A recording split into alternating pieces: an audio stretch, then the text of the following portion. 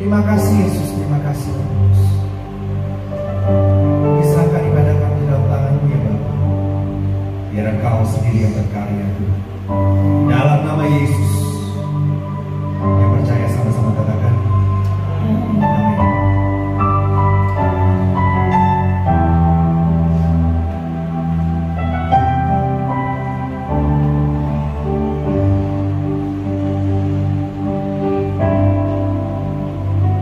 Kau sungguh indah tiada taranya, sungguh menakjubkan, sungguh ajaib dimengerti, lebih dari semua yang ada. Hikmat-Mu tiada terselah.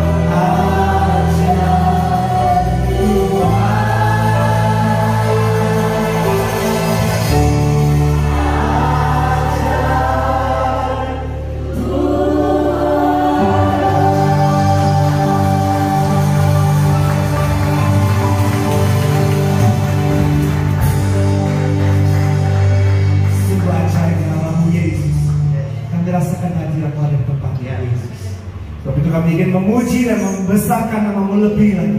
Dan di dalam nama Yesus yang siap berseru katakan amin. Sekali lagi katakan amin. Lagi katakan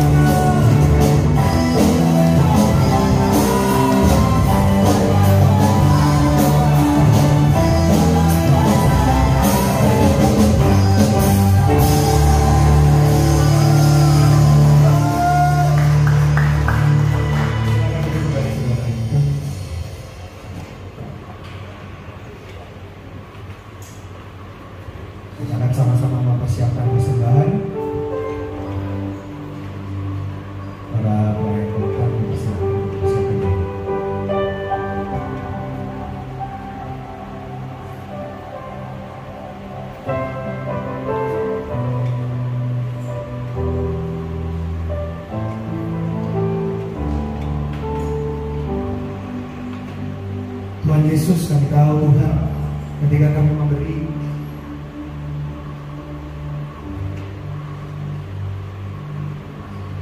persembahan kami Yesus,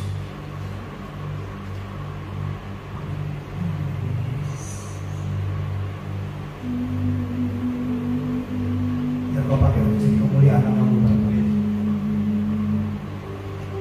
Dalam nama Yesus Kristus yang siap memberi, bersama-sama katakan amin.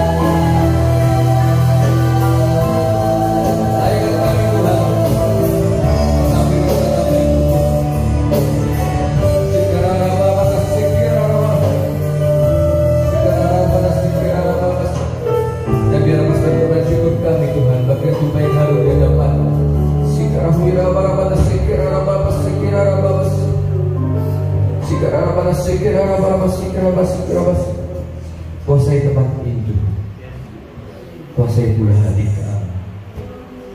Sekarang Roh Kudus beracara secara luas di tempat ini. Sekarang selidiki hati kami,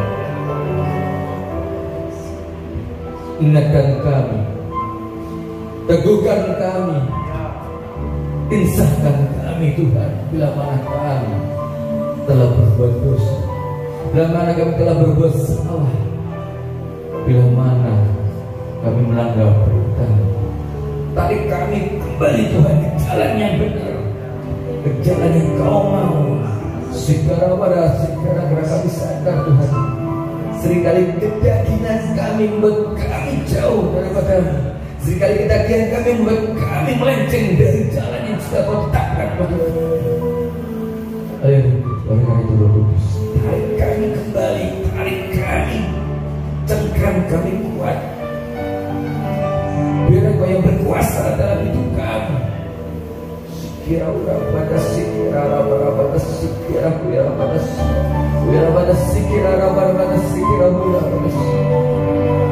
Basuhlah kami dengan air hidup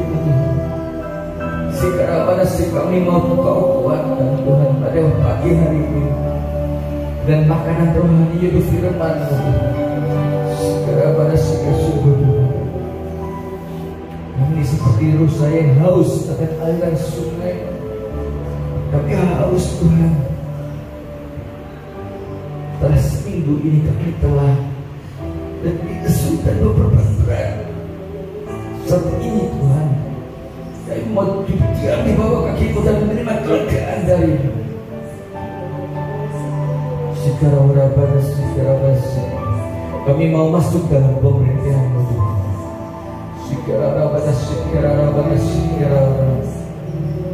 Kembalikan hati kami, baca hati kami Tuhan, dan biarlah firman yang didabur diterima utuh oleh jemaat, berbuah lebat dan berbuah manis dalam Tuhan mereka. Dan biarlah kami bukan hanya menjadi pendengar firman, tapi biarlah kami menjadi pelaku firman. Sembunyikan hamba-Mu di balik salib, kuasai lidah bibir hamba-Mu Tuhan, pakai lidah bibir hamba-Mu Tuhan, menyampaikan isi hati-Mu kepada jemaat-Mu Tuhan. Mari semua jemaat Tuhan yang siap dibasuh, yang siap diberkati oleh firman Tuhan. Mari kita bersatu hati, kita katakan amin. Shalom, selamat pagi semua. Terima kasih tim PAB yang sudah melayani jemaat Tuhan tempat ini.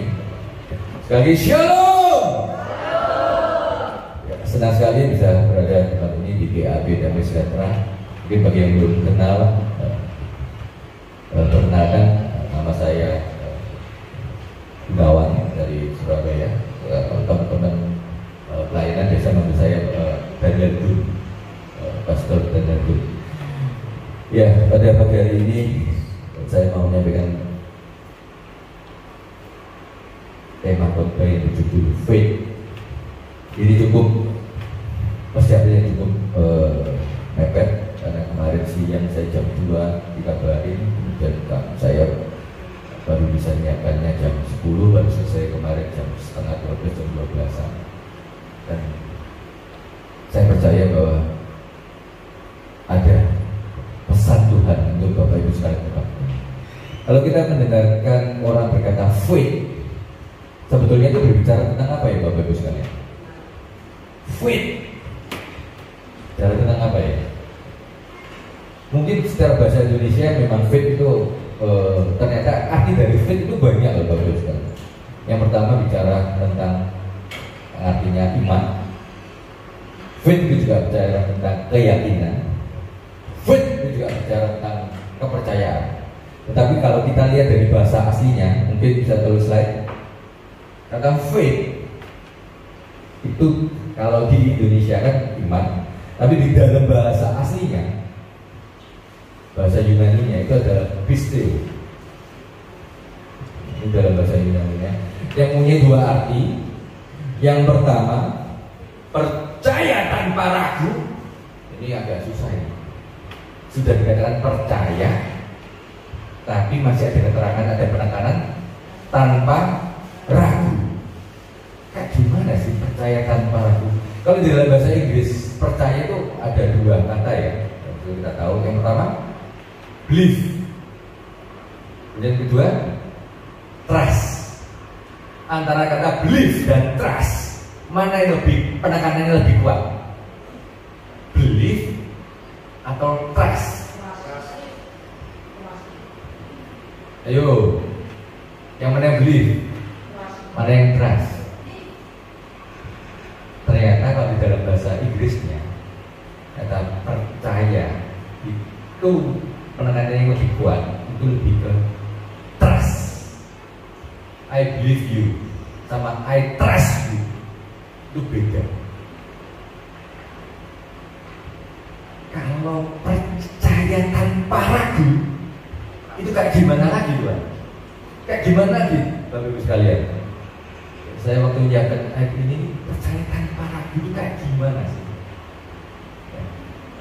Kalau saya lihat ada bapak-bapak yang mungkin sudah terbiasa setir ya, setir mobil, apalagi mungkin terbiasa biasa ngebut ya.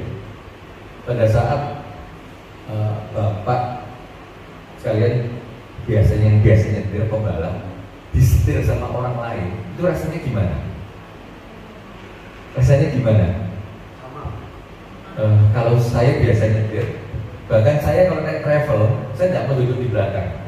Saya naik travel itu maunya duduk di depan. Itu pun saking takutnya, akhirnya saya nyetir travel ya, saya nyetir yang high-is ya, kan mahal ya, 2 juta ya sekarang high-is, harusnya nyaman ya. Kalau saya nyetir travel high-is itu tadi, harusnya duduknya nyaman, tidur-tiduran. Tahu tidak Bapak Ibu sekalian? Supiri saya suruh turun, tak ganteni saya yang nyetir. Saking kenapanya? Saking nggak percayanya. Saking saya nggak percayanya sama orang. Karena apa? Karena saya sudah terbiasa nyetir sendiri.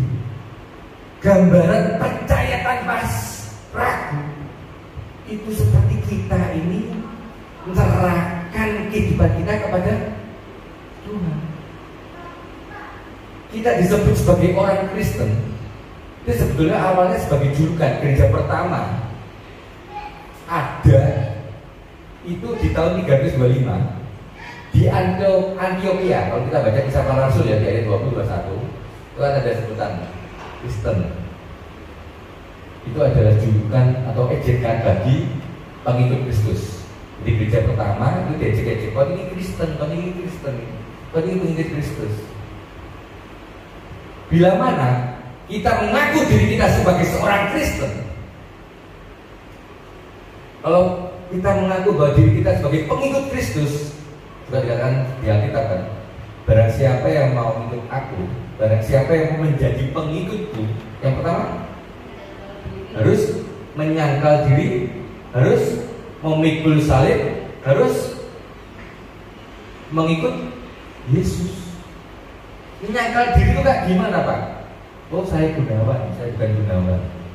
Oh saya laki, saya cowok, oh saya bukan cowok deh. Apa seperti itu? Ternyata menyangkal diri itu menyerahkan kendali hidup kita kepada Kristus. Ya seperti tadi itu. Saya naik travel tidak berani, tapi lucunya saya naik pesawat berani. Maksudnya ngomong sama pilot ya, wis nonton pinggir rot tak sendiri. Tapi kalau naik travel, aku rawani Bapak Ibu sekalian. Loh, coba travel kok nyetir? Kalau kita biasa nyetir kan dari jauh kan, kok menyalip kan wis nyeng gitu ya. Sampai travel orang, kok menyalip ini. Oh nanti hilang kan, jarak 1 meter barumu ini hilang temen. Wis Pak wis sampai turu Pak sendiri Pak, gak apa-apa. Aku bayar gaji nggak tak kuat kalau aku nyetir aja nggak apa-apa wis sampai bulan sebelah. Gimana sih menyangkal diri? Yang menyerahkan hidup kita sepenuhnya pada Tuhan. Ya seperti tadi itu. Lah wong kita aja disetir supir travel aja nggak percaya, apalagi disetir Tuhan. gimana kita nggak bisa percaya kan? Saya waktu menyiapkan ayat khotbah ini dikasih gambaran dan saya biasa untuk dengan istri saya untuk selalu bahas firman. Kak gimana sih menyerahkan hidup dalam kendali Tuhan itu kayak gimana sih? Bapak Ibu sekalian pernah lihat banjir bandang nggak? Biasa kelut ya, Semeru kan banjir bandang ya, banjir. Pada saat banjir bandang masih yo mobil kintir apa? Kintir apa? Kintir. Rumah kintir apa? Obat kintir apa? Kintir. Baik kalau kita lihat tsunami ya, pesawat kan, kapal besar-besar tuh kintir ya. Kayak begitulah. Di saat kita menyerahkan hidup kita ke dalam kendalinya Tuhan, kita bisa apa? Raisa popo, kintir. Digawa Tuhan kemanapun, kintir. Dan saat kintir itu, kintir hanyut. Ini kok kalau YouTube boleh banget bahasanya kintir. Hanyut, guys. Pada saat kita hanyut, gak ngerti dan gak bisa melawan. Sekali lagi, banjir aja, gak usah banjir bandang ya, banjir aja saya pernah lihat mobil masih setengah ban, satu ban, terus gak bisa melawan, hanyut. Itu masih banjir biasa, apalagi kalau banjir bandang. Sekarang pertanyaan saya kepada Bapak Ibu sekalian, pada saat Bapak Ibu sekalian hanyut, pada saat Bapak Ibu sekalian kintir, bisa enggak Bapak Ibu sekalian percaya tanpa ragu kepada Tuhan? Bisa enggak? Berat enggak?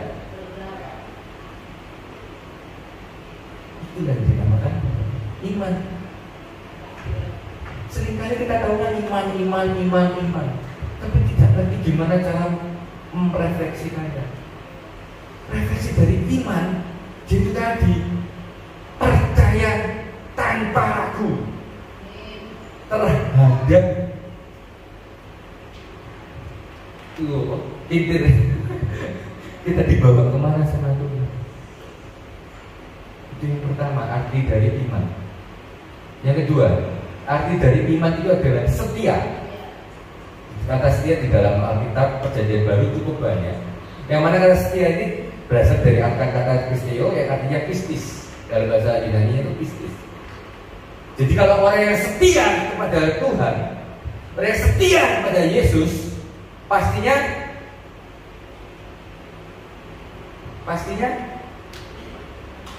belum tentu. Tapi kalau orang yang beriman pada Tuhan, orang yang beriman pada Kristus, orang yang beriman pada Yesus, pastinya setia. Betul? Jadi jangan dibalik. Orang setia belum tentu beriman. Tapi kalau orang beriman pasti setia.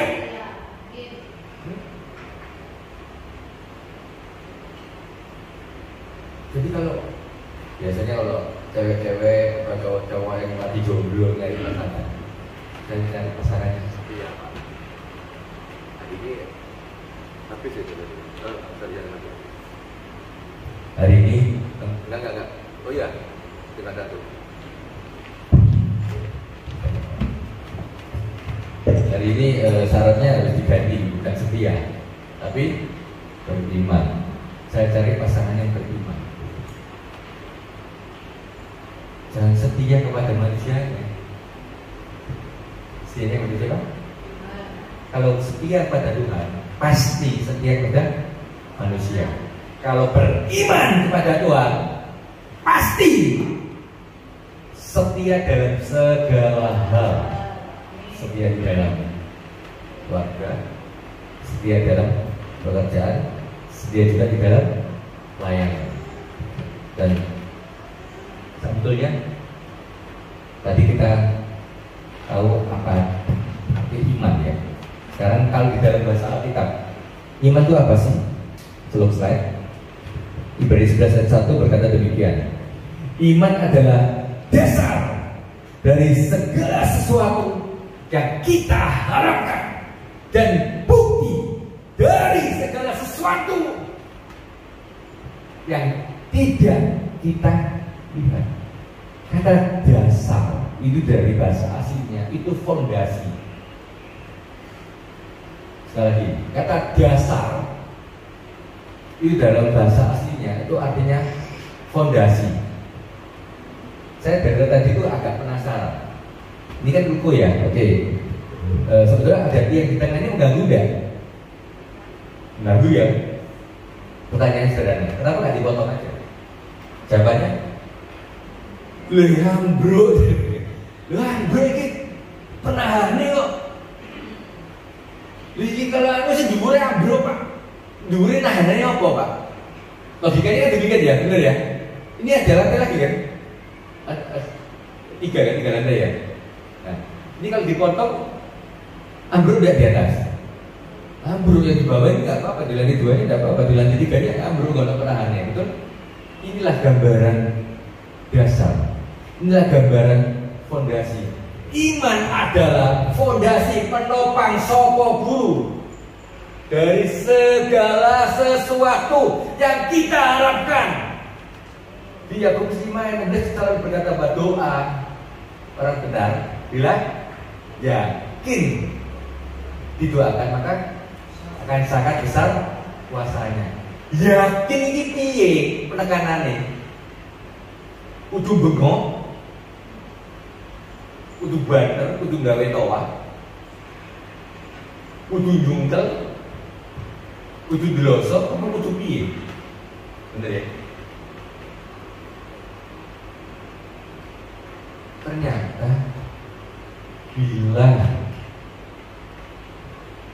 kita mau doa kita besar kuasanya, yang harus kita lakukan adalah berdoa dengan iman. Dikatakan bahwa iman itu adalah bukti dari segala sesuatu yang belum kita lihat. Betul Bapak Ibu sekalian? Saya mau tanya kepada Bapak Ibu sekalian, dari doa yang Bapak Ibu sekalian, dari doa yang Bapak Ibu sekalian minta pada Tuhan, berapa persen yang dikabulkan Tuhan? 70, 80, 60, 90, 100, atau malah nggak pernah dikabulkan doa kita tersebut? Berapa persen kurang lebih? 60? Ada? 70? 80? Sekarang kita ngomong kebalikan, kekhawatiran. Pasti setiap orang punya kekhawatiran kan? Termasuk saya juga sebagai orang lembaga juga punya kekhawatiran. Saya tanya kepada Bapak sekalian, dari apa yang kita khawatirkan berapa persen yang terjadi? 10%? 20%? 50%? Berapa persen? Dari kita khawatirkan berapa persen yang terjadi? Biasanya berapa persen? Pak saya bilang sekitar 10-20% ya. Hanya 10-20%. Bila demikian, daripada kita khawatir tentang apapun juga, respon kita harus positif. Sebetulnya apa sih kekhawatiran? Kekhawatiran adalah respon yang salah, respon yang negatif dari suatu masalah. Oke, saya tanya sederhana. Anggap aja ini aja deh. Ini tiang ini lah. Ganggu enggak? Ganggu Pak. Oke, apa ini mimbar samping ini? Kecuali mimbarnya di depan. Ya. Ganggu enggak? Ganggu. Kalau kita responnya negatif, tiap kali badan mesti ngomel terus saya. Duh, itu tiang itu ganggu banget, tiang itu ganggu, cek gak enak dan lain-lainnya. Jadinya apa? Kekhawatiran, benar ya? Tapi kalau kita responnya dengan positif, kalau tiang pas ya, bisa gawe BL yang bocoran, dipakai kertas nanti dicontekan. Ya kan? Ya betul, betul nggak? Singer, soket, nggak mungkin Bener ya? Kemudian yang lain-lainnya, dan banyak. Akhirnya dia apa ini? Jadi berkat kan? Jadi sebetulnya sekali apa sih kekhawatiran? Kekhawatiran dari suatu kejadian, suatu masalah yang kita responi secara negatif, itu menjadi kekhawatiran. Suatu kejadian atau masalah yang kita responi secara positif akan menjadi berkat. Dan sekali lagi, kekhawatiran itu terjadi paling 10-20%, lebih sedikit daripada doa kita yang dilakukan oleh Tuhan. Oleh karena itu ternyata iman itu sangat kita butuhkan dalam setiap aspek kehidupan kita. Iman itu adalah fondasi, sosok guru penopang. Maka dikatakan juga di Roma 10 ayat 17. Jadi iman datang itu dari pendengaran, dan pendengaran melalui firman Kristus. Hari-hari ini banyak masalah di dalam kehidupan. Dari masalah yang dicari-cari sama masalah yang bahasanya datang dulu. Gak usah jauh-jauh. Kalau rumah kita gelap, takut enggak? Sekali lagi, kalau mendadak rumah lampu mati, rumah kita dewek ya, rumah kita dewek, ijenan, lampu mati, dia orang. Rumah kita dewe, lampu mati, masuk pedih. Nyatanya takut. Bedanya apa? Lampu mati, sama lampu nyala, situasinya ini nggak berubah.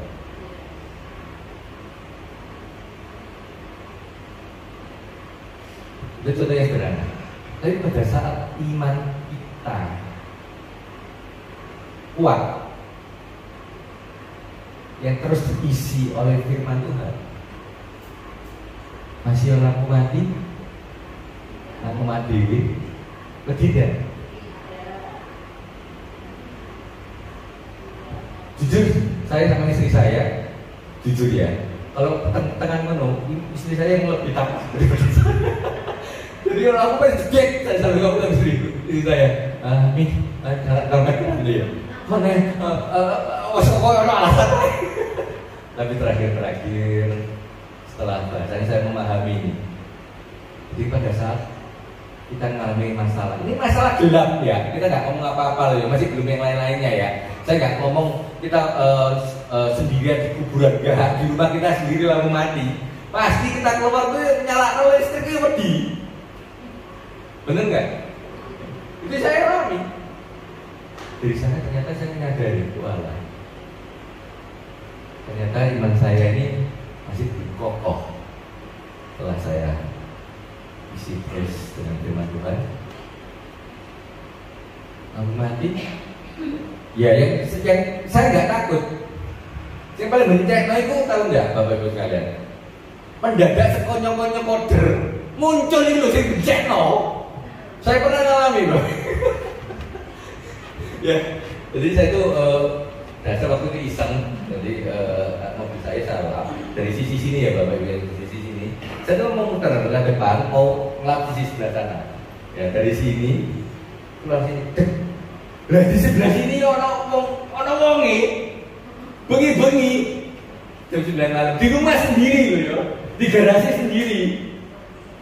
Posisinya seperti demikian. Ini tingginya 1,5 meter. Jadi kok ngadeg itu 1 meter kan lebih.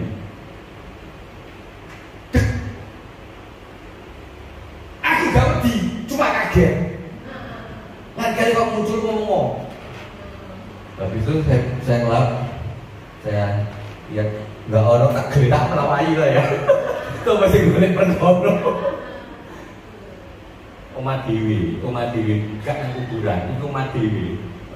Saya itu ngalami sendiri. Tapi saya baru sadar, ternyata itu karena iman saya masih belum. Dan setelah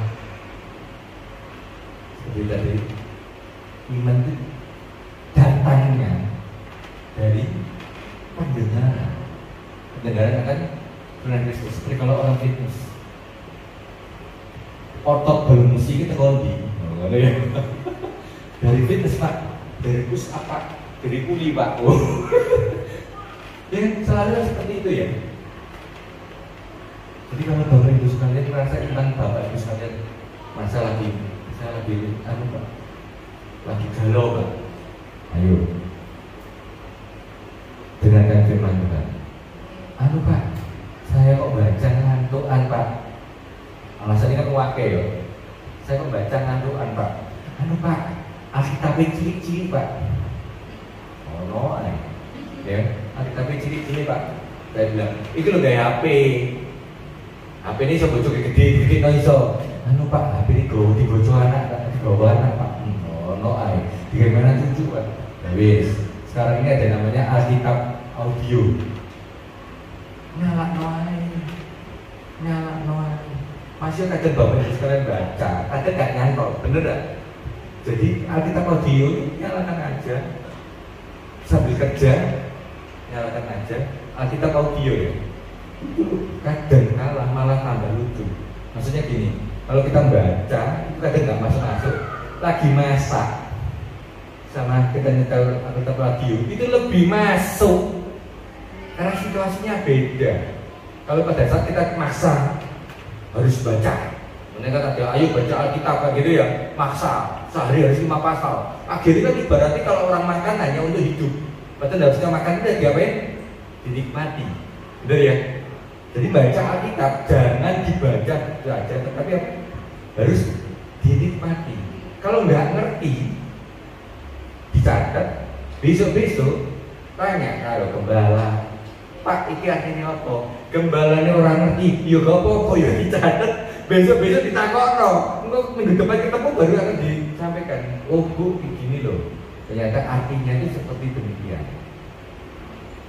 Kemudian dikatakan di Yakobus 2 ayat 14. Ya, slide.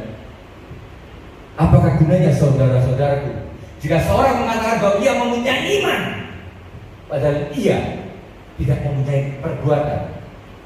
Ditegaskan lagi juga di ayat 17-nya. Demikian juga halnya dengan iman. Jika iman itu tidak disertai perbuatan, maka iman itu pada hakikatnya mati. Jadi ternyata setelah kita pelajari, kita bisa simpulkan bahwa ada 2 jenis atau 2 kategori iman. Iman yang hidup dan yang mati. Ya ada yang ngomong, ada saya lihat ada beberapa hamba Tuhan yang mengkobarkan iman yang kecil, iman yang besar, sama iman yang sejati. Saya cari dan tidak, nggak ada iman yang kecil, nggak ada. Yang ada itu iman sekecil biji sesari, tapi iman yang kecil nggak ada. Saya juga cari iman yang besar. Kayak gimana sih?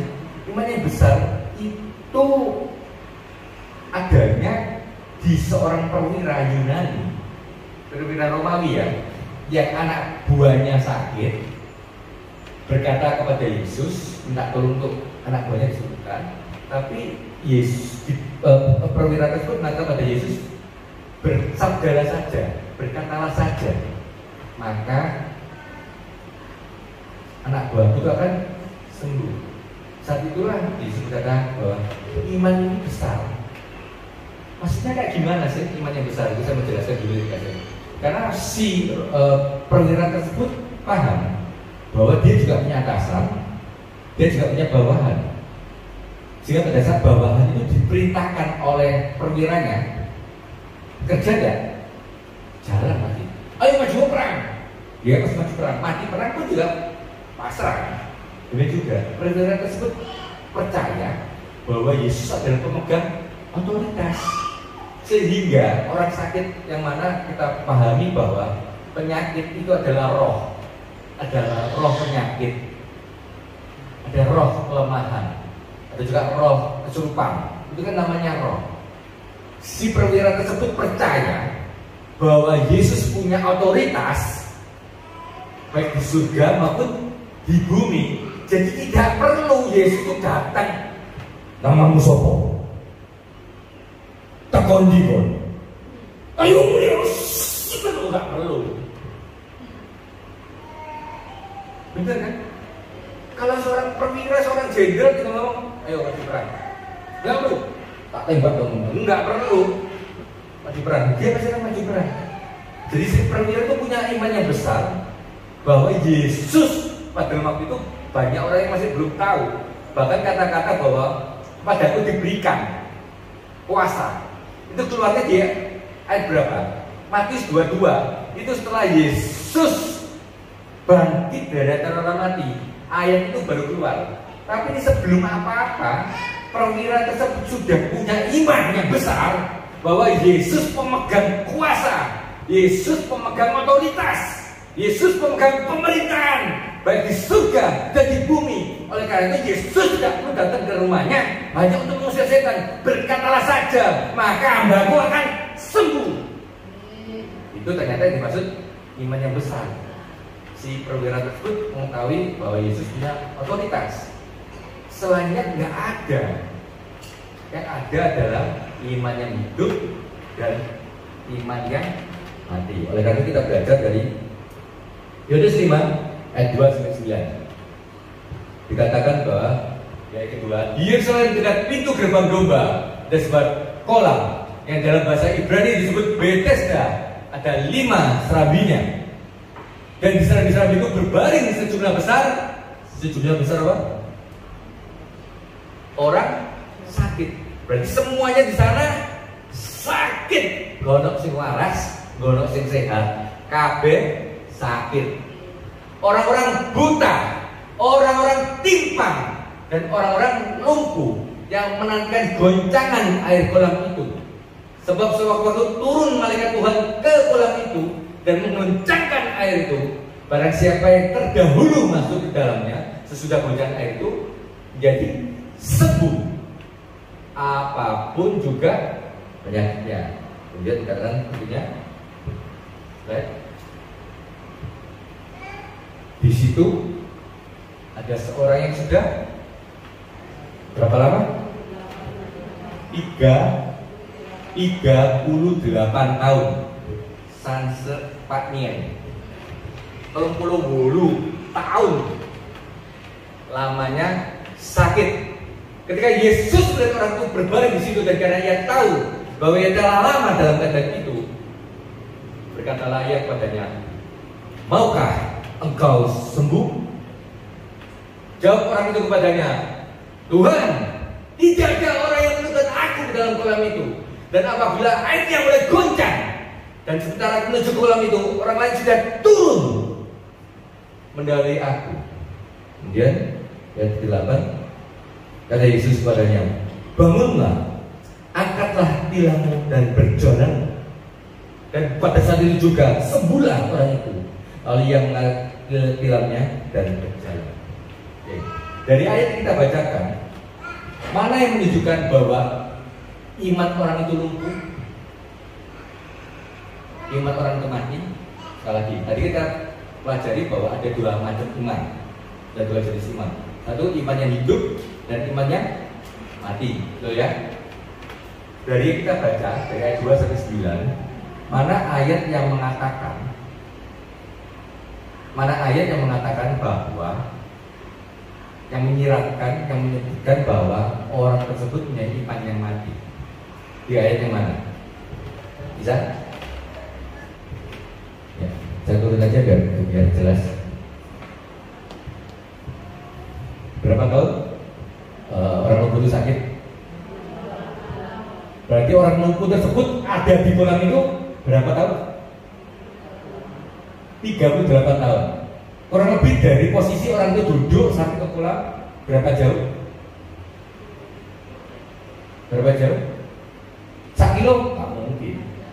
Paling ya sekitar taruhlah kebun ya 50 meter lah. Soalnya pasti Pomoro itu biasanya kan kumpul ya, nggak mungkin jauh-jauhan. Oke. Saya katakan bahwa orang lumpuh itu punya iman yang mati. Kenapa? Dia 38 tahun di posisi di tempat tersebut, tapi dia tidak berusaha mendekati kolam tersebut. Paham maksud saya ya? Soalnya tadi dikatakan bahwa kan cepet-cepetan. Sopo sing cepet disian, sopo yang bahasanya pada saat malaikat Tuhan datang, sampai cepet lompat, atau paling nggak pegang tangannya atau apanya nyentuh air dia sembuh. Betul ya tadi ayat itu, betul ya? Orang tersebut 38 tahun dalam kondisi dan posisi di sana. 38 tahun. Oke, saya bisa gambarkan. 38 tahun orang lugu gak piye ini dalam. Ya, pasti ini loh lugu yang esok ya. Bener ya? Saya mau tanya, dia kalau buang air kecil gimana? Dia kalau mau buang air kecil gimana? Ada yang nganterin? Ada yang nganterin? Jadi dia buang air kecilnya gimana? Ya, di situ, betul? 38 tahun, oke? Buang air kecil. Kalau buang air besar, 38 tahun kok? Maksud 38 tahun nggak BO? Tak mungkin dong. Maksud 38 tahun nggak ngisi? Oh, nggak mungkin sih. Pertanyaan sederhana. Ada yang nganterin? Jadi dia BO-nya di mana? Di tempat. Berarti bisa gambarkan ya kondisi wong ini gak karuan. Tapi herannya 38 tahun dia sudah tahu bahwa air kolam Bethesda itu bisa menyembuhkan. Aku yang ngambil. Air kolam Bethesda. Loh, ya sudah alun-alun Mas yo bahasanya kebet sesek. Loh, kepen sembuh dong. Ya booster loh, ya booster loh. Ya booster loh. 38 tahun. Masa pengukurnya 38 tahun gak tahu. Paham ya Bapak Ibu sekalian? Tapi kenyataannya orangnya di mana? Di Dampuru terus. Dikatakan bahwa orang butuh nyai imannya mati. Dia itu beriman bahwa air kolam bisa menyembuhkannya, tapi sama sekali tidak ada usaha. Sekali lagi, dia itu beriman kan kalau air kolam itu bisa menyembuhkan dia. Betul kan? Kalau enggak ngapain dia beberapa tahun di sana? Tapi dia sama sekali tidak punya usaha, tidak punya perbuatan untuk bisa mencapai tepi atau pinggiran kolam. 38 tahun.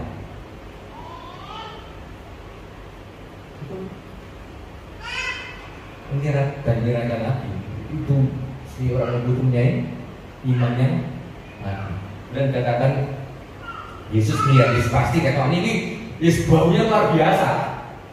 Bahkan sebelum Yesus lahir orang itu sudah di sana ya.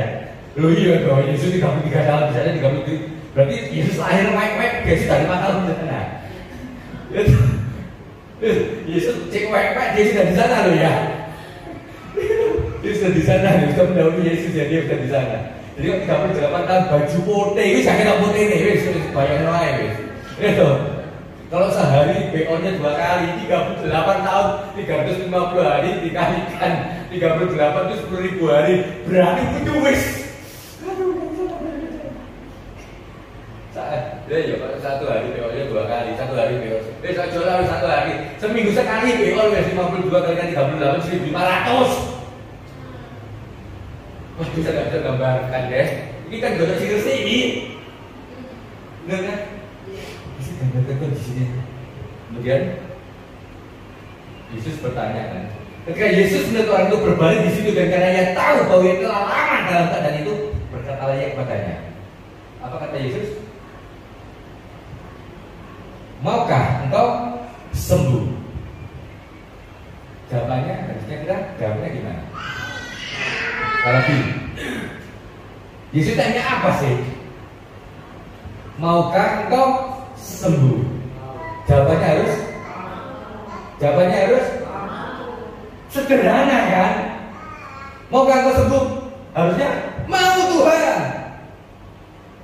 Terus dia jawab apa? Ini kalau kita bacanya, saya sering sampai begini kan? Ini kalau kita bacanya datar nggak enak, harus didramatisir. Tuhan, kalau bahasa Jawa ini loh, gak delok ah. Kok bahasa Surabaya ini, Tuhan, picek kamu gitu. Kan dikatakan kan, Tuhan, tidak ada orang yang menuntun aku, tidak ada orang yang menurunkan aku ke dalam kolam itu. Apabila airnya mulai goncang dan sementara aku menuju ke kolam itu, orang lain sudah turun dari aku.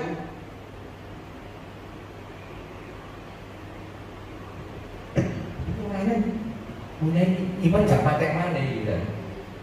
Terus, kita nggak jawab. Terus patek kan dibagi apa lagi? Dia tahu nggak kalau Yesus itu Tuhan? Dia tahu nggak Yesus? Sekali lagi orang lumpuh itu tahu nggak siapa yang ngomong sama dirinya? Tahu nggak? Tahu dari mana? Dari kata-kata Tuhan. Di depannya ini Tuhan. Lu kok gak minta kesembuhan sama Yesus? Masih berharap sama air. Loh, ini gak ini berarti gak min plus bagi malah. Dia tahu siapa Yesus. Dari mana? Dia menyebut Tuhan. Jadi orang itu kepada Tuhan. Dia bisa nyebut Tuhan. Berarti dia itu tahu Yesus. Kemudian orang tersebut bukannya harusnya meminta belas kasihan kepada Yesus, malah tambah ngamui. Benar kan? Mestinya saya nanti tak cari tahu perjumpaan bahasa Jawa. Ini enak. Tuhan, picek kamu namanya. Lihat tuh, kan ngamuk ini, kan dia ngamuk sama Tuhan. Gak jelok kak, aku ini lumpuh. Dikon merundai lo kayak apa? Gak mau sing termaki lo, gak mau sing nudun aku. Masih yo bahasane orang mau sing nonton aku. Dalam perjalanan lo ke desa anak ini, picek tak sampai ngono balik. Picek tak Tuhan, ngono balik yo. Ngamuk. Ini imannya nggak lumpuh, nggak mati lagi. Wis mati wis. Tapi ini adalah gambaran depan kita. Saya mau bertanya kepada Bapak Ibu sekalian. Pada saat Bapak Ibu sekalian mengalami masalah di dalam hidup, masalah jiwa, masalah gede, sakit terus divonis kanker, misalnya gitu ya, bangkrut dan lain-lainnya. Saya mau bertanya kepada Bapak Ibu sekalian. Yang pertama kali yang disalahkan siapa? Sekali lagi. Siapa yang pertama kali disalahkan? Siapa? Lu kok bodoh? Bener gak? Kecenderungan kita manusia kalau mengalami masalah, kita nyalakannya apa? Tuhan. Yang kedua, nyalakan siapa? Betul, nyalakan orang lain. Kalau misalnya ke gereja, terlambat enak enggak? Ya enak. Kalau suami istri, suaminya wis siap, istrinya enggak mari-mari. Ayo mat telat lho, Mak. Sik lah. Iki lho sintuk dik mari lho alise.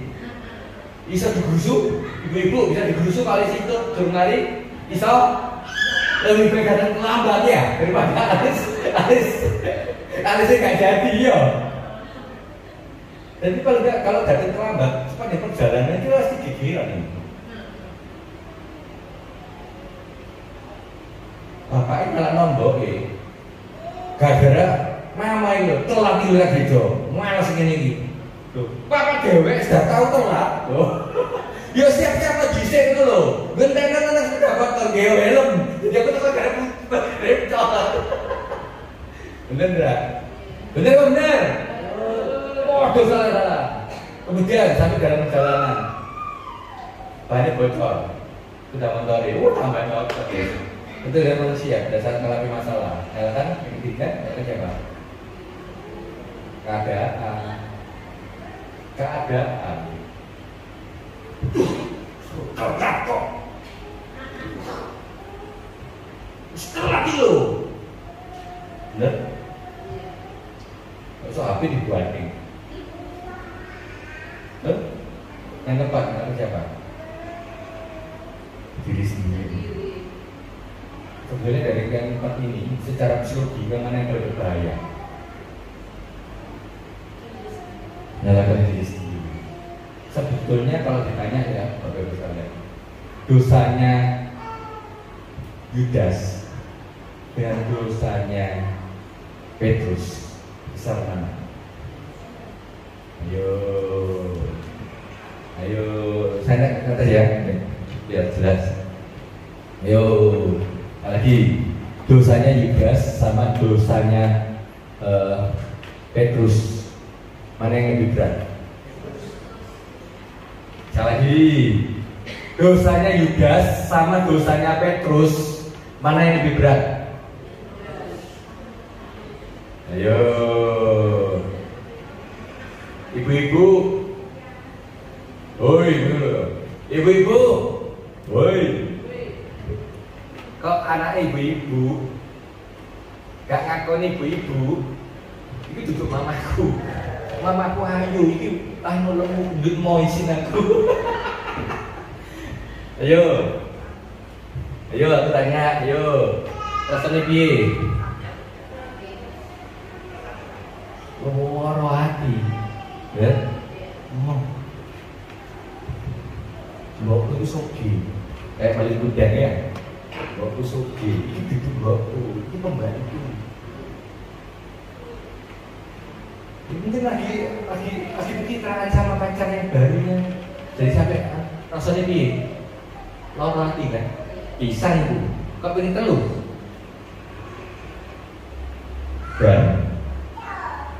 Dan Petrus, Yakobus dan Yohanes pernah diajak Yesus naik ke bukit, yang mana pada saat itu Petrus melihat muka Yesus itu seperti matahari dan bajunya putih terang dan ada Elia dan Musa.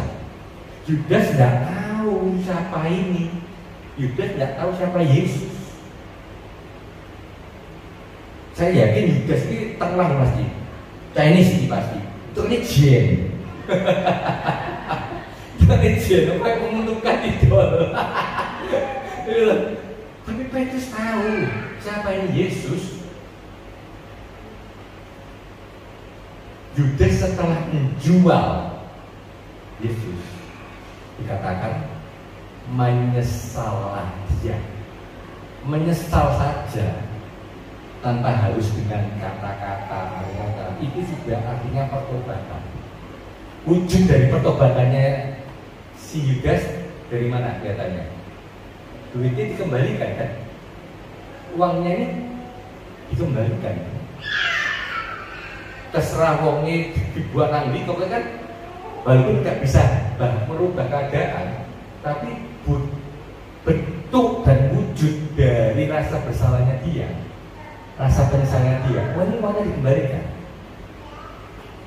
Tapi saya bertanya kepada Petrus sekalian, ada tulisan yang kita bahwa Petrus dikatakan menyesal? Ada tulisan yang kita kalau Petrus bertobat? Hanya pada saat ketemu Yesus yang bertanya kepada Petrus, Simon anak Petrus, apakah kau mengasihi aku? Ditanya 3 kali. Tuhan, kau tahu kalau aku mengasihi, dibalas 3 kali juga. Ya. Tapi kenapa sampai harusnya sekali lagi, karena sudah terlanjur salah dan 3 kali, harusnya yang bunuh diri itu harusnya Petrus. Ini kalau kita berbicara, kenapa kok Yudas yang malah bunuh diri? Karena tadi dirasa penyesalannya yang terlalu besar. Karena itu yang kalau dari sisi psikologi ya, yang harus dihadapi itu bila mana kita punya atau kitanya sendiri, kita punya saudara, kita punya anak yang mana dia berbuat salah, rasa self-regret, rasa penyesalannya itu, kalau ketiga ada yang ngajak ngomong dan lain-lainnya, itu nanti pelampiasannya kemana? Bunuh diri. Nah itu, ayo kalau ada teman-teman yang lagi ada masalah, dibiarkan, dikontrol terus. Ada namanya penyakit apa gitu yang memang bahasanya ada orang yang memang moodnya naik turun ya. Kalau ada masalah jangan ditinggal, terus bilang, terus ditemani. Dia tidak butuh omongan kita kok. Dia menangis kita di sebelahnya dia sudah tenang. Dia paling biasanya minta rangkulan, ada bahasanya physical touch, dipegang tangannya dan lainnya. Kita tidak perlu ngomong dia jangan terus kita kemana dia, karena sekali lagi penyesalan yang begitu besar itu lampiasannya berbahaya. Nah, kembali ke ayat yang terakhir dan ayat ke-8. Kemudian gimana? Kata Yesus padanya, bangunlah, angkatlah tilammu dan berjalanlah. Nah, harus didramatisir ya biar ngerti ya. Berapa tahun sakitnya? 38 tahun. Loh, mana? 38 tahun. 38 tahun kaki ini nggak pernah dipakai jalan. Bisa digambarkan nggak? Tulang kaki ini kayak gimana? Tulang kaki kayak gimana? Cepilik, cepekin, pasti yes. 38 tahun loh ya. Kemudian dikatakan Yesus berkata, bangunlah, angkatlah tilammu dan berjalanlah. Kalau saya yang jadi orang lumpuhnya, tak bisu mana tak bisu mana Tuhan, nggak ada tak? Aku ini 38 tahun lumpuh. Ojo, aneh banget. 38 tahun lumpuh di konyak. Tidak ada kata-kata di Alkitab dipapah dulu ya. Sekali lagi, tidak ada kata-kata di Alkitab dipapah dulu ya. Jadi si orang lumpuhnya itu harus berusaha sendiri loh. Saya pernah mendoakan orang sakit ya Bapak Ibu sekalian. Orang itu di kursi roda. Saya pakai doakan. Dalam nama Yesus, kau sembuh. Ayo berdiri. Saya kebetulan waktu itu orang nomor 2-nya lah, yang nomor 1 berdiri. Saya ini kan gendeng. Ini kok ngadi kestuplek, saya kira ulangi. Sampai saya tak jawab. Benar tak? Ayo saya tanya kepada Bapak Ibu sekalian. Sekarang kalau Bapak Ibu sekalian dalam KKR, terus Bapak Ibu sekalian jadi berdoanya. Ayo wis, ayo. Ada orang yang duduk kursi datang dengan kursi roda. Bapak Ibu yang jadi berdoanya. Ayo Bapak Ibu yang jadi berdoanya. Dalam nama Yesus sembuh Pak. Ayo malah berdiri Pak. Masuk dipegang ya, kok ngajak diri. Ayo, berani resiko. Kalau uang cukup ada loh. Berani? Tak dijawab. Ayo. Kok sama membuat kok nggak naik, kita getak loh, gedung ini. Bapak tuh saya kira lumpuh. Saya kan nggak kalau ngawur aja. Kok cukup kayak apa? Ini 38 tahun dia nggak duduk ya. Duduk aja di kursi roda 1 tahun 2 tahun kaki ininya sudah kecil. Itu dia tuh kalau masih bisa duduk itu paling enggak tulang pinggulnya masih kuat ya. Kalau masih bisa duduk ya. Tapi kalau sudah lempon, losor, waduh, tulang panggungnya ini tidak kuat. Bayangkan aja 38 tahun. This one series is ya wis sekiliti gini bisa bangunlah dan angkatlah tilam dan berjalannya. Kemudian ayat 9 dibacain Pak, terutama saya kelihatan apa itu? Dan pada saat itu juga sembuhlah orang itu lalu yang tilamnya dan berjalan. Sembuhnya itu dia pasti begini sembuh atau dia telah berdiri sembuh.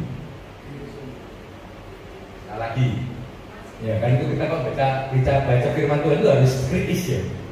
Ya, jadi kita lagi buka. Gimana? Pada saat masih duduk ini sembuh atau pada saat dia bangun sembuh? Kalau duduk sembuh bagaimana dia tahu kalau dia sembuh? Betul nggak? Betul ya Pak? Kalau dia gini sembuh, kamu sembuh. gendeng 38 tahun kok ngadeg sudah sembuh ngawur ayo ngadeg kok gendeng jadi gimana? Sebenarnya dikatakan bahwa iman tanpa perbuatan adalah jadi dia harus bangkit. Cuma ini bukan tergak karu-karuan wis. Ya ki opo? Tahu ngomongnya paling kuat iki. Iya. Dan pada saat begini dia merasakan ada peralatan ya, tidak. Jadi ya apa ya? Ya di sini nih, tunggu ya. Saat itu dia kita tidak disebutkan dia dipapa loh ya. Jadi dia yang sendiri harus berusaha ya. Jadi orang lumpuh ini akhirnya dia punya iman yang disertai dengan perbuatan. Kalau saya sebutkan mungkin dia kemarah Yesus, kali ini dia mau wis percaya ya. Dia kita menang nih. Ini kan ya, seperti ini ya. Nah, dikatakan pada saat itu juga sembuh.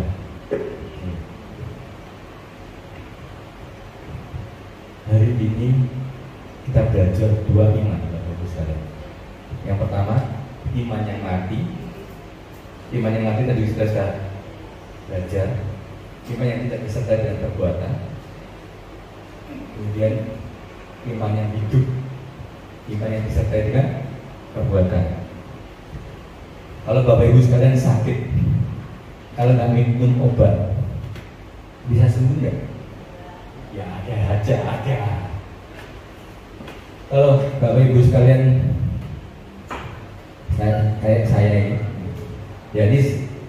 jadi di Amerika itu ada namanya bidat atau aliran sesat yang namanya Christian Science. Keren sih namanya Christian Science. Christian Science itu percaya, dia punya iman yang luar biasa. Kalau sakit tidak perlu ke rumah sakit, kalau sakit tidak perlu berobat, doakan aja. Maka kau kan sembuh, doakan. Tak coba Bapak Ibu sekalian. Jadi ini kisah nyata. Saya jatuh dari genteng 3 meter, masa cukup tinggi 3 meter. Gara-gara tangga yang saya ini dari 3 meter ceblok geleng. Saya ini sobek 20 cm, sobek 20 cm. Tangan kiri saya ngantem tanah bel. Sakit. Tak doain aja dalam nama Yesus, dalam nama Yesus, dalam nama Yesus, dalam nama Yesus. Ya 3 bulan rasa sakitnya hilang. Betul nggak? 3 bulan. Tapi tahu nggak terjadi pada takdir saya? Akhirnya jadi apa? Cacat. Kalau orang kedokteran ngomongnya memar tulang ya. Jadi pada saat harusnya trauma. Jadi katakan bahwa tangan pergelangan saya ini tulangnya itu trauma. Dan pada saat waktu itu harusnya segera di gips itu supaya bahasanya itu tangannya itu nggak kanu ya. Sampai di gips itu nggak ngapa-ngapain, cuma supaya tangan ini kita nggak terlalu gerak. Nah, 3 bulan saya pak dalam nama Yesus sembuh, dalam nama Yesus sembuh, dalam nama Yesus. Sekarang tangan kiri saya waktu disunat kan, makan ya, nggak kuat. Tangan kanan saya dalam kecelakaan, juga kan bisa juga cacat. Jadi kalau dilihat tangan kiri sama tangan kanan saya kelihatannya sama, tapi aslinya dua-duanya cacat. Nah, kalau neken ini nggak bisa, nggak punya kekuatan. Nah, itulah wujud ya. Kalau bahasanya itu kita punya iman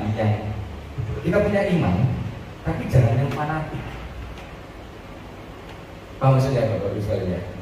Sekali lagi bahwa kalau kita sakit, kita bisa berobat, kita boleh berobat. Tuhan bisa pakai obat-obatan, Tuhan bisa pakai dokter untuk menyembuhkan kita. Jadi Bapak Ibu sekalian, jangan cuma didoain aja seperti yang saya alami. Demikian juga bagi para jomblo, kalau mencari jodoh, ojo nang jero kamar engkau pas ono sing ketek Gojek kirim makanan, waduh Tuhan terima kasih jawab doaku, waduh mantap. Iya bener kan? Dompet kosong aja didoain dalam nama Yesus diinfus. Dalam nama Yesus ada isinya, dalam nama Yesus ada. Kalau ada tolong jadi. Bener kan? Sebetulnya menurut Bapak Ibu sekalian kata berserah itu kayak gimana sih? Berserah wis pasrah wis aku gak apa-apa. Gitu kan? Setelah saya berjalan dengan saya mengalami bersama dengan Tuhan Yesus, saya akhirnya percaya bahwa berserah itu berdoa yang pertama, yang kedua berusaha, kemudian ketiga pasrah.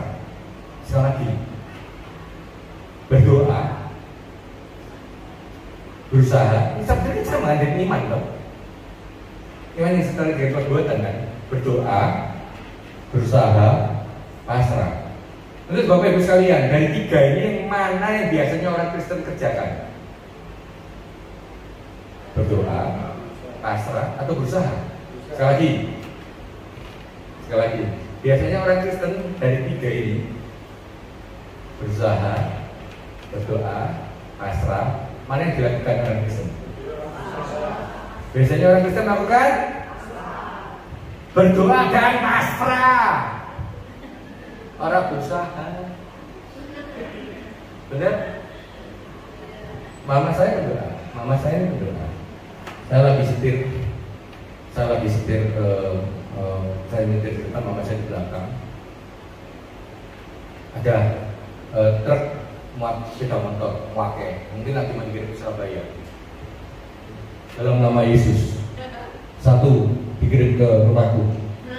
Masih bayari sama kan? Mobil di parkiran kasih dalam nama Yesus menjadi diriku. So mesti bayar pajak ini. Tapi mama saya punya imannya yang hidup. Dia punya iman, dia mau jadi warga negara Amerika di usia 70 tahun. Sudah lansia, umur 70 tahun. Dia punya iman. Dan kamu tak bawa ke saya. Berdoa, berusaha, pasrah, dilakukan.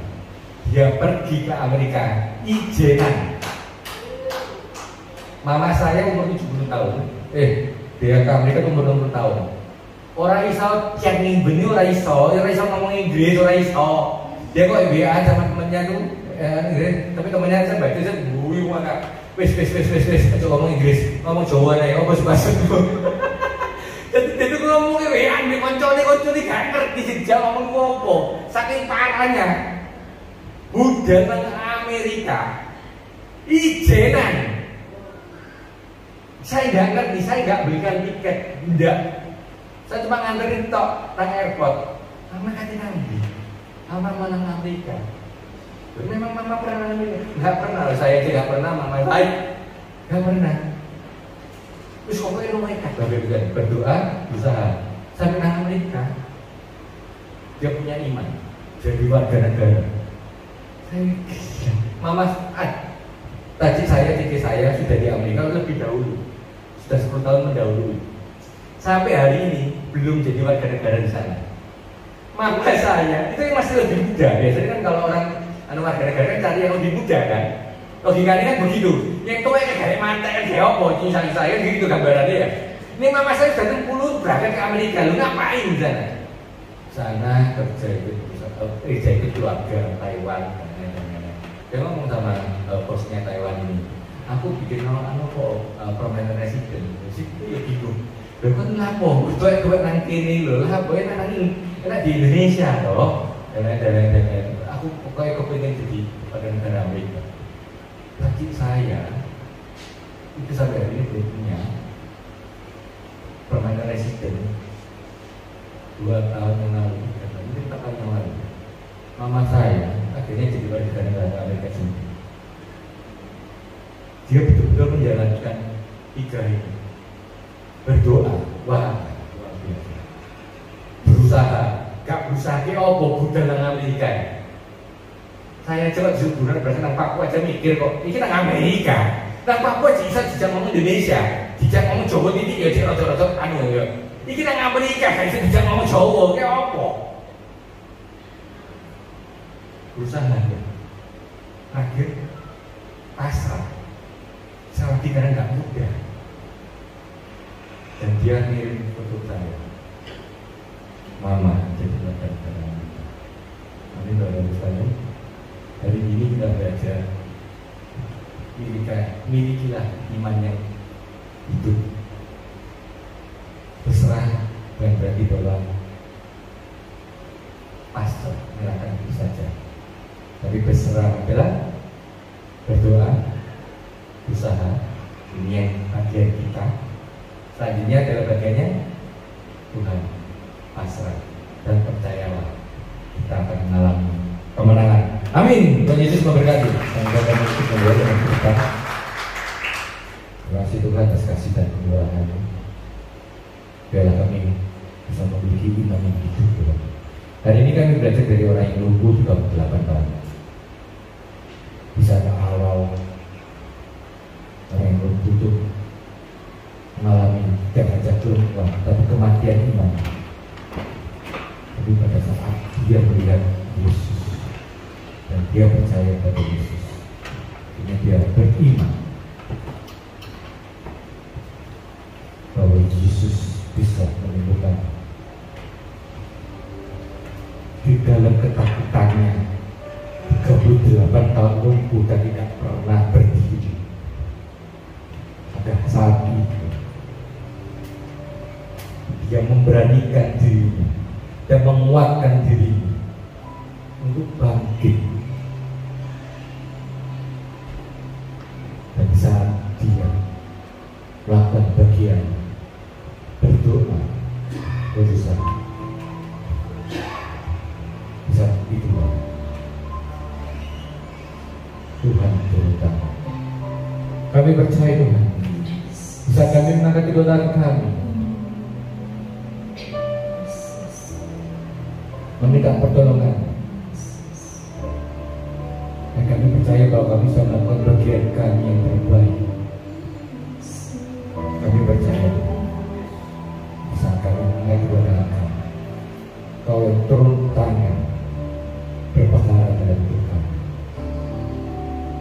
Mungkin hari ini Tuhan, ada banyak dari kami yang mengalami kelumpuhan secara rohani, dan juga kelumpuhan ada fisik secara jasmani. Kami mengalami ketakutan dalam hidup ini. Kami mengalami kegentaran dalam hidup ini.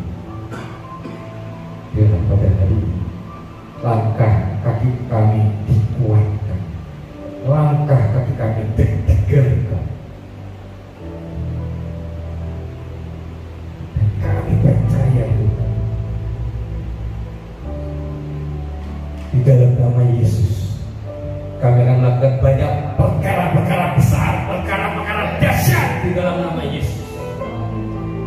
Dan kami percaya Tuhan atas penyertaan dalam hidup kami. Kau akan bawa kami ke tempat-tempat yang tak pernah kami datang.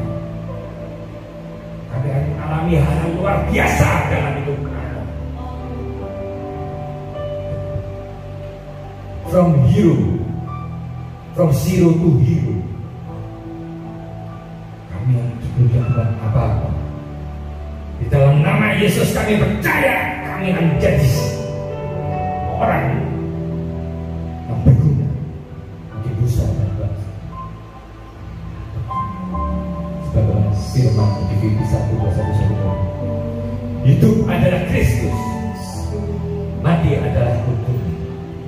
Tapi bila mana aku masih hidup sampai saat ini, itu berarti bahwa aku harus bekerja menghasilkan buah.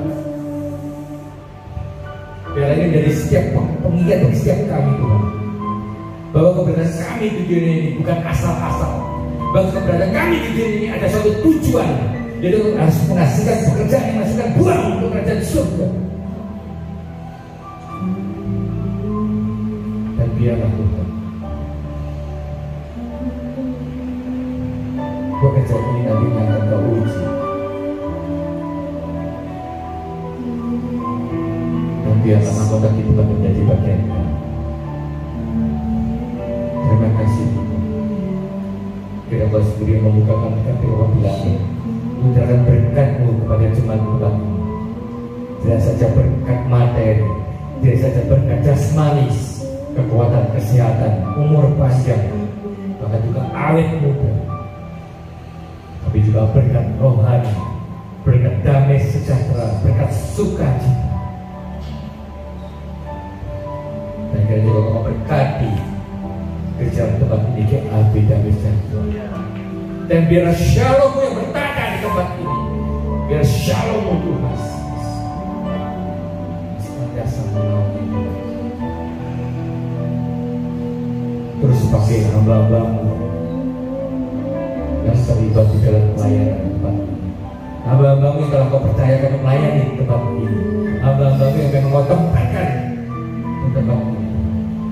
Pakai mereka semakin hari semakin dahsyat dan semakin luar biasa. Haleluya. Amin.